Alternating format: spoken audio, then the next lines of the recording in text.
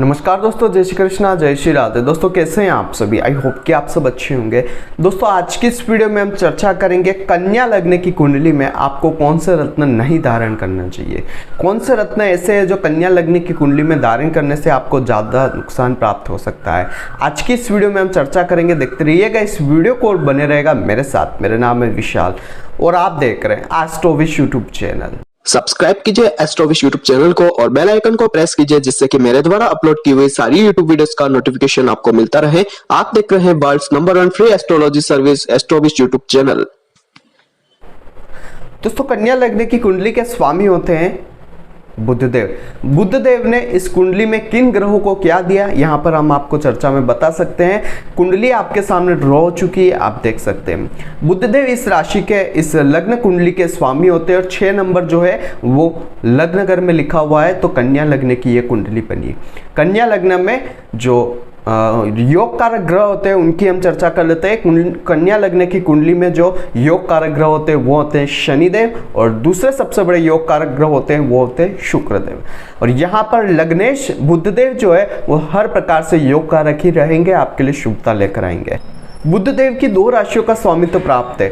बुधदेव की एक राशि तो आई कन्या लग्न यानी कि लग्न घर में कन्या राशि, और इनकी दूसरी राशि जो आई वो कर्म स्थान में मिथुन राशि। तो यहाँ पर बुधदेव कर्म स्थान के स्वामी भी है और लग्नेश भी है, तो यहाँ पर आप इनका स्टोन धारण कर सकते हैं। इसके अलावा देखा जाए तो यहाँ पर हम बात करेंगे दूसरे सबसे बड़े योग कारक ग्रह शनिदेव का। तो शनिदेव का स्टोन नीलम आप इस पंचम घर के स्वामी होने के कारण किसी भी परिस्थिति में धारण कर सकते हैं। और अगर आपको किसी भी प्रकार से रोग ऋण शत्रु से रिलेटेड या नौकरी से रिलेटेड कोई समस्या है तो वो शनिदेव के शरण में जाने से आपकी दूर हो सकती है, क्योंकि शनिदेव यहाँ पर आपके पंचमेश और छठेश यानी कि रोग ऋण शत्रु और आपकी विद्या के सुख, संतान, प्रेम विवाह वगैरह इन चीजों के स्वामित्व रखते हैं।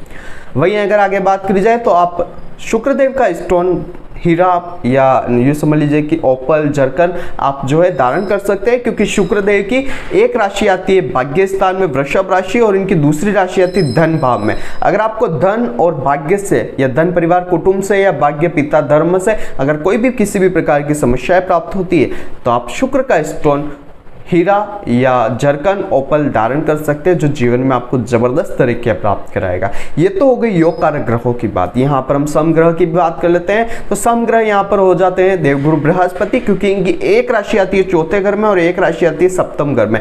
तो आप इनका स्टोन जो है पुखराज, वो भी किसी अच्छी परिस्थिति में, अच्छे भावों में, केंद्र या त्रिकोण के भावों में जब बैठे हुए हैं तब आप धारण कर सकते हैं, वो आपके लिए शुभता लेकर आएंगे। लेकिन ध्यान रखिएगा पंचम घर में देवगुरु बृहस्पति नीच के हो जाएंगे, तो उस स्थिति में धारण नहीं करें, आपके लिए शुभता रहेगी। अब बात करते हैं यहाँ पर मारक ग्रहों की, जिनका स्टोन आपको धारण नहीं करना चाहिए। तो यहाँ पर सबसे पहला जो ग्रह आते हैं वो आते हैं सूर्यदेव। सूर्यदेव को बुधदेव ने क्या दिया? बुधदेव ने सूर्यदेव को 12वें घर का स्वामी बनाया। अब 12वां घर क्या होता है? 12वां घर व्यय का घर होता है। 12वां घर जीवन में आपको शैया सुख में जो कमी आती है उनका होता है। आपके जीवन में आपका शरीर का शत्रु हम इस 12वें घर को कह सकते हैं। बहुत ज्यादा आपके घर की हानि, आपके लग्न की हानि, आपके शरीर की हानि करने वाला घर जो है वो 12वां घर होता है।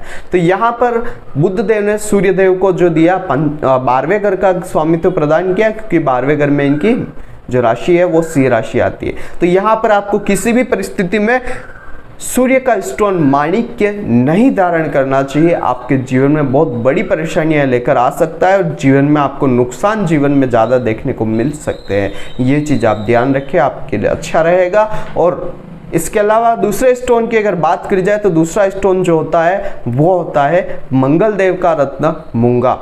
मूंगा जो है वो भी आपको नहीं धारण करना चाहिए, क्योंकि मंगल देव की एक राशि आती है तीसरे घर में और इनकी दूसरी राशि आती है वो आती है अष्टम घर में। तीसरे घर में इनकी वृश्चिक राशि और अष्टम घर में इनकी मेष राशि आने के कारण मंगल देव को दोनों ही बुरे घर, यानी कि दोनों ही तीसरा और 8वां घर मिला है। 8वां घर ऑब्स्टिकल्स का, तीसरा घर परिश्रम का, इन दोनों घर का स्वामित्व प्राप्त हुआ है और ये मारक प्लेनेट होते हैं इस कन्या लग्न की कुंडली के लिए। तो कन्या लग्न वालों आपको इन दोनों का रत्न मंगल देव का किसी भी परिस्थिति में धारण नहीं करना चाहिए। आपके जीवन में बड़ी परेशानियां ये लेकर आ सकता है।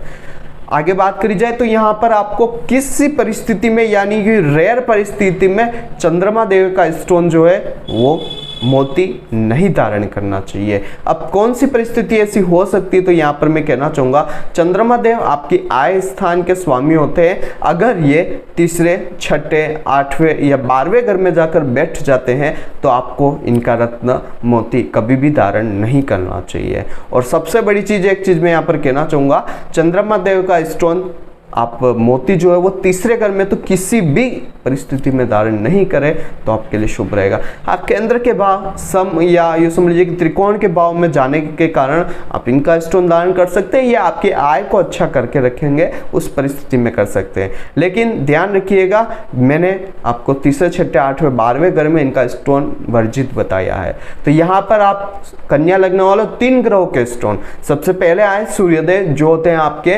12वें घर के स्वामी व्ययश होते हैं, और जिस घर में जाएंगे उस घर से संबंधित आपको नुकसान देंगे, उस घर से संबंधित व्यय बढ़ाएंगे, उस घर से संबंधित आपको हमेशा हानि देखने को देंगे।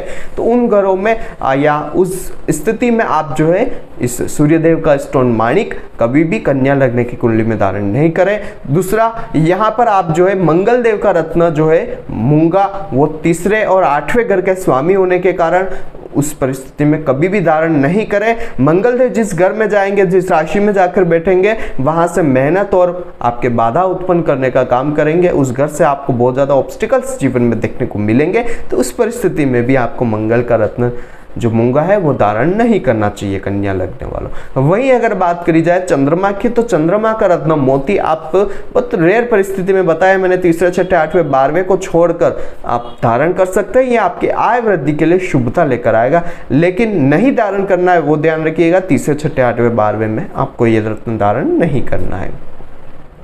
ओवरऑल देखा जाए तो कन्या लग्न वालों मूंगा, माणिक और मोती, ये 3 रत्न आपको धारण नहीं करना चाहिए। लेकिन यहाँ पर आप अगर धारण नहीं करेंगे तो इनके उपाय क्या करेंगे वो मैं आपको बता देता हूँ। सूर्यदेव के रत्न के लिए मैं आपको उपाय बता रहा हूँ। आप रविवार का व्रत कर सकते हैं, रविवार को सूर्यदेव को जल अर्पित कर सकते हैं। आप लाल चीजों का दान अपने जीवन में कर सकते हैं। लाल मतलब केसरिया कलर की जो चीजें होती है वो सूर्य को रिप्रेजेंट करती है, तो आप केसरिया कलर की चीजों का दान कर सकते हैं। लाल मंगल का दान हो जाएगा। और यहाँ पर गुड़ का दान या गेहूं का दान अपने जीवन में आप कर सकते हैं। सूर्य की चीजों का आप जीवन में डोनेशन देवे।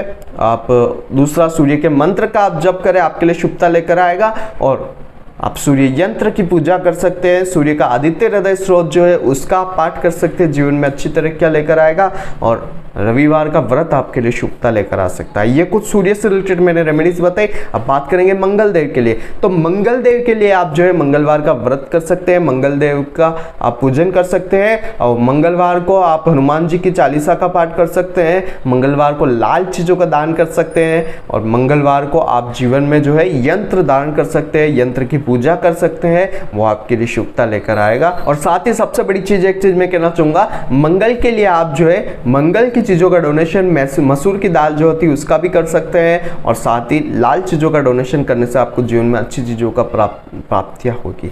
वहीं आगे बात करी जाए चंद्रमा के लिए, तो चंद्रमा का स्टोन वैसे आप धारण कर सकते हैं, लेकिन तीसरे, छठे, 8वें, 12वें में आप धारण नहीं कर सकते। तो यहाँ पर आप सोमवार का व्रत कर सकते हैं, जो चंद्रमा की चीजें हैं उनका डोनेशन अपने जीवन में कर सकते हैं। और चंद्रमा से रिलेटेड जीवन में जैसे कि आपके जो रिश्ते होते हैं, जैसे कि माता या किसी स्त्री से रिश्ता, तो उसका सम्मान करके आप जीवन में चंद्रमा को अच्छा फायदा चंद्रमा से ले सकते हैं। और साथ ही आप यहाँ पर चंद्रमा के लिए आप सोमवार को चावल का दान कर सकते हैं, सोमवार को सफ़ेद वस्त्रों का दान कर सकते हैं, सफ़ेद चीज़ों का दान कर सकते हैं, वो भी आपके जीवन में अच्छी तरक्कियाँ लेकर आने वाला है। ओवरऑल देखा जाए तो यहाँ पर माणिक, मूंगा, मोती, ये रत्न जो है वो कन्या लग्न वालों को बचना चाहिए पहनने से।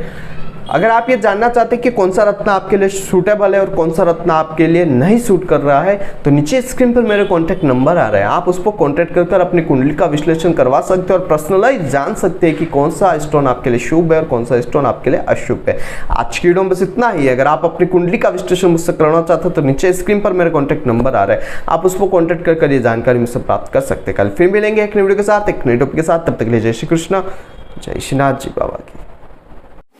आई होप कि मेरे द्वारा बताई गई जानकारी आपके लिए हेल्पफुल और महत्वपूर्ण रही होगी। अगर आपको ये वीडियो पसंद आती है तो इसे दूसरों के साथ भी शेयर कीजिए, जिससे कि दूसरे लोग भी इस चीज का फायदा उठा सके। दोस्तों बने रहिए इस चैनल के साथ। मेरा नाम है विशाल और आप देख रहे हैं एस्ट्रोविश यूट्यूब चैनल। जय श्री कृष्ण।